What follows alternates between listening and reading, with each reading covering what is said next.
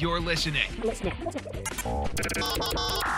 to the Pharmacy Podcast Network.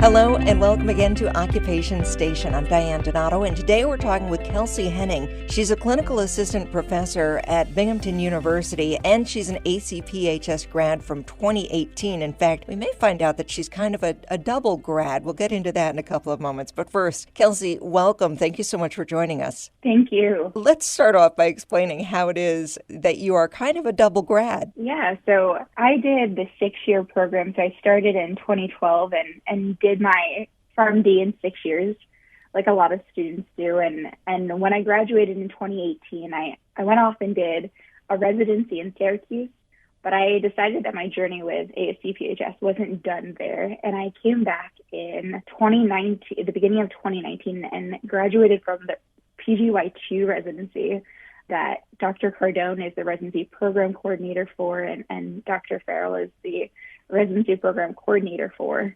So I kind of graduated twice in essence. And we're going to get into a little bit about that PGY2 residency, what it is, and your experiences with it as well in a couple of moments. But let's start out with your first time through. What were some of your most formative experiences as a student? You know, I was thinking back on this. I think one of the best experiences and one of the experiences that really shaped who I am now at ACPHS was the research that I did with Dr. Allison Burton-Chase.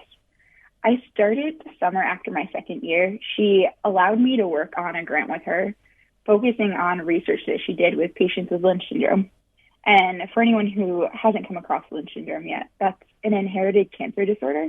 So patients with Lynch syndrome are at a high risk of cancers like endometrial cancer or colon cancer. But when I first started with her, I really didn't know what to expect from research. But I truly fell in love with the process of you get to ask a question and then design a study to find the answer. And I remember this one time, we went to this international conference on inherited colon cancers in Seattle, Washington with her. And it was this incredible trip of learning about where research gets to bring you and the conversations you get to have with these incredible providers in their field. But I went to present some of the research I'd done with her on patient-provider communication in patients with Lynch syndrome.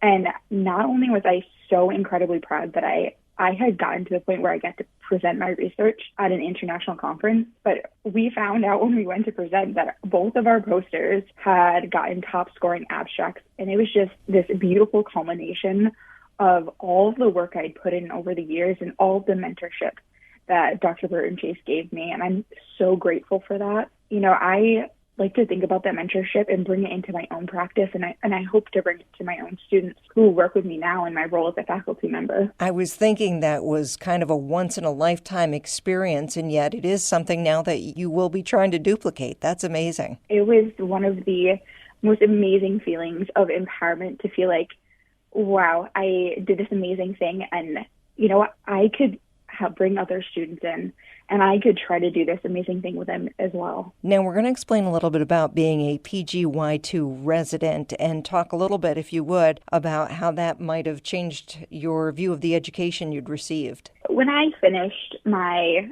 PGY1, you know, I felt my journey wasn't done in my education. I loved the idea of being someone who was involved with transitions of care. So, for example, someone might leave the hospital and go to living on their own again after they're done. And that's a transition of care. And I've been trained on the hospital part, but I hadn't been trained on the ambulatory care part. I'd only had what I had in APPHS, and I wanted more. So I came back as a PGY2 resident, and, you know, it's funny when you get to see things from the other side, it looks a lot different. So I appreciated the fact that faculty put in effort as a student, but when I came back as a resident, I came to understand that experience that the students get, and it's such a different way. Like, there's so much work that goes behind each PowerPoint slide, each practice question, all of the experiences and the simulations that you get. As a resident, I spend multiple weekends reviewing students' work, giving feedback, doing tutoring sessions to help the students understand the material better. And there's so much thought and work that goes into not only what's being taught, but how is it being taught? I am so appreciative of the experience I got in my PGY2, and it changed my understanding of all of the work that these faculty members put in and all of the stuff they do to make us successful and learn and develop these skills throughout the curriculum. It's something you couldn't do unless you really cared a lot about what you were doing. For sure. Now, you are a professor at Binghamton University. How do the experiences inform your teaching, and or how do they inform your experiences in your work at the hospital? Yeah, my experiences as a student and as a resident at Albany College of Pharmacy and Health Sciences have impacted so much of what I do as a faculty member, not only in teaching, but in my clinical practice and my scholarship as well. When I came back as a resident, I got to work with Dr. Jessica Farrell. She teaches and she practices in rheumatology. And my experience in working with her really set the foundation for who I wanted to be as a clinician. I was so inspired by how dedicated she was to making patients feel safe in her care and making sure that they're informed about the medications they're taking. So I was in a lab last semester, and teaching my students about the drugs that she works with and teaching them about how you communicate about these drugs. And they were absolutely in awe of the skills I had developed with her on how to make a patient feel at ease and feel supported while helping them understand the complex and often scary adverse effects that the drugs that they are taking have.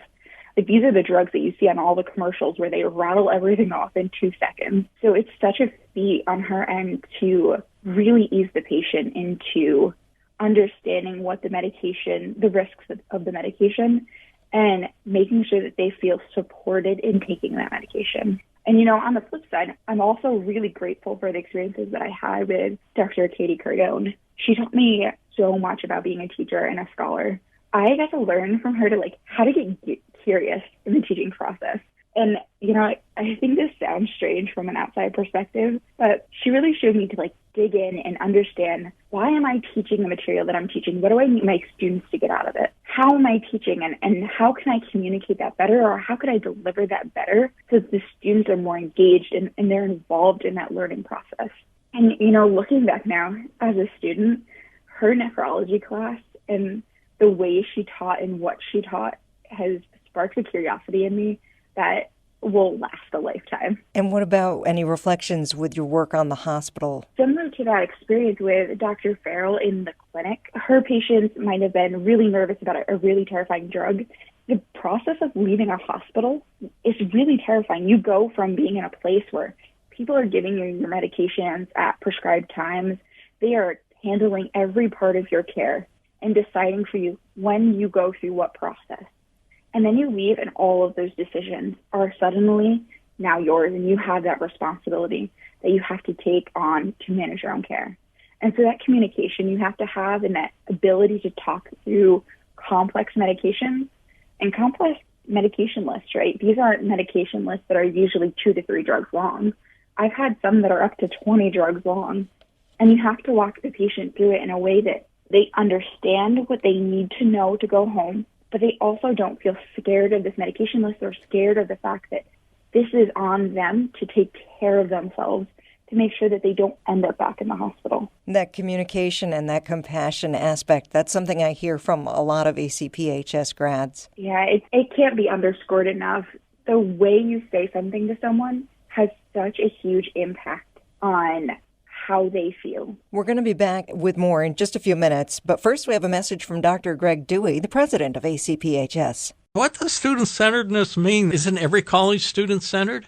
No, every college is not student-centered. There are some colleges that are faculty-centered. There are some colleges that are research-centered. Student-centeredness is not a given, but the student-centeredness is about putting the student first. And that's the lens that you have to have. So if you create a one-stop shop where students can get all their registration and housing and all these things done in one fell swoop, that's student-centered. It may require more manpower, may not be the most efficient thing, but it's student-centered. I can come in and teach at this high level and blow the class away, and they won't understand a thing I'm saying. I might feel pretty good about how smart I am, but that's not student-centered. The student-centeredness teaching is getting down to their level, making sure they understand basic concepts before you go forward. means I have to work harder as a teacher. The student experience is the entire scope of things that happen to them throughout their years in college. It's not just about their classroom work. It's what happens inside the classroom, what happens outside the classroom. It's about the connections they make, about the networks they build.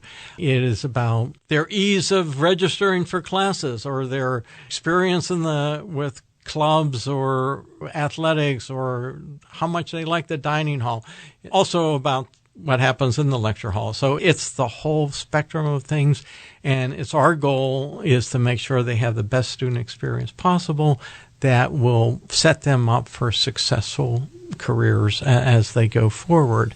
And we're back with Occupation Station and our guest, Kelsey Hennig. She's a clinical assistant professor at Binghamton University and ACPHS grad from 2018. We want to know a little bit about how your view of pharmacy as a profession may have changed from the time that you started to now. It's changed so much. And looking back now, I realize I knew nothing, absolutely nothing about what I was getting into.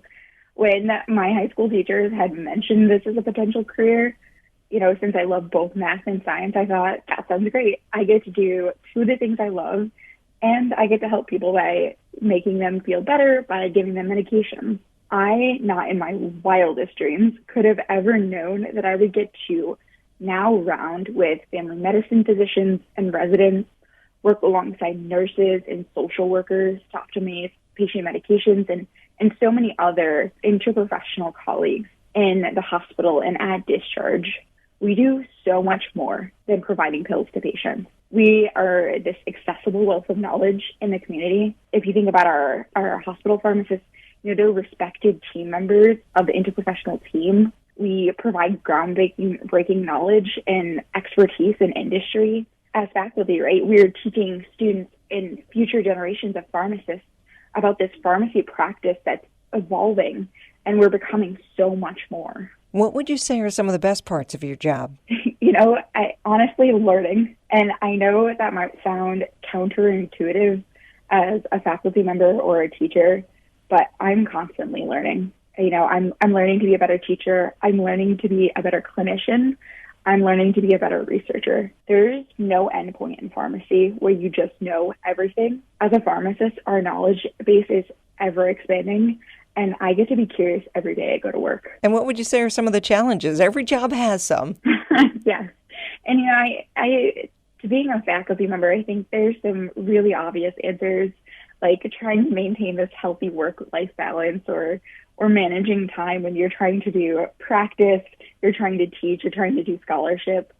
But honestly, one of the things that I've really grappled with, and it's, not unique to being a pharmacy faculty. It's not even unique to being a faculty, but it's really this idea of in the learning process, trying to take out shame. And stay with me for a moment because it might sound a little strange, but too often I find that students or faculty that are trying to achieve things, we're ashamed that we're failing or that we've had failures in the past and that we're not getting to exactly want to be. And we all talk about this idea that failures, they build us up and we learn from things from our failures.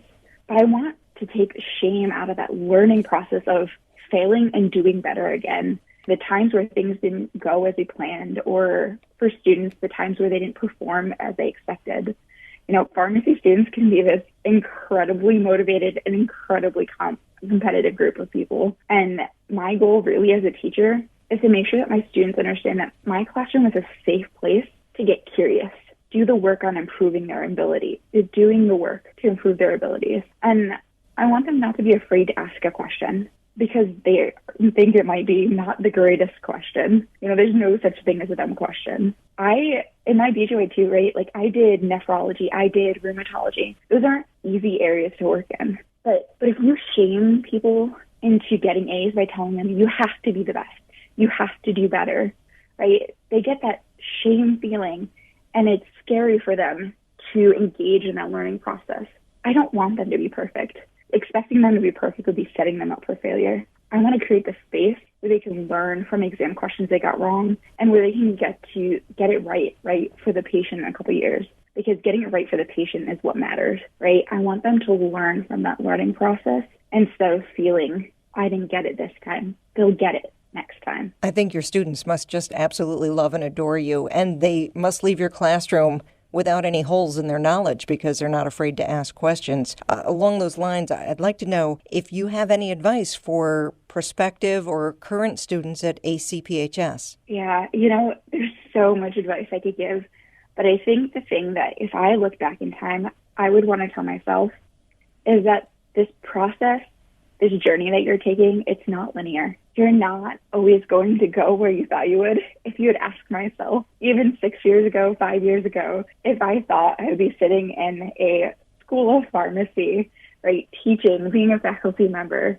I could have told you there's no way.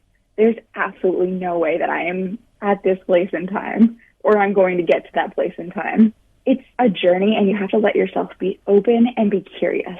Figure out the areas that make you feel joy when you engage with them, right? I can remember the first time I did the counseling for some of the rheumatology drugs with Dr. Farrell, and I was so terrified, but I felt this joy, like being able to help someone understand something that is so scary and that it's not an easy thing to understand, right? But I get to do that. I get to sit with that person in that time and space, and I get to support them, and it made me so incredibly happy. But if I didn't get curious or if I didn't let myself explore the options or the potential of what could be, I would have never made it to this place. So keep an open mind, keep being curious. Kelsey Hennig, clinical assistant professor at Binghamton University and an ACPHS grad from 2018. Your story is very inspirational. Thank you so much for being with us today. Thank you. For more information or to schedule a tour, visit acphs.edu. You can tune in to all of our informative stories at acphs.edu/podcast. Each podcast is also available on Apple Podcasts, Google Play, Stitcher, Spotify, and iHeart, giving you the opportunity to listen from a mobile device. Mark Occupation Station as a favorite, and you'll receive push notifications as soon as we publish something new.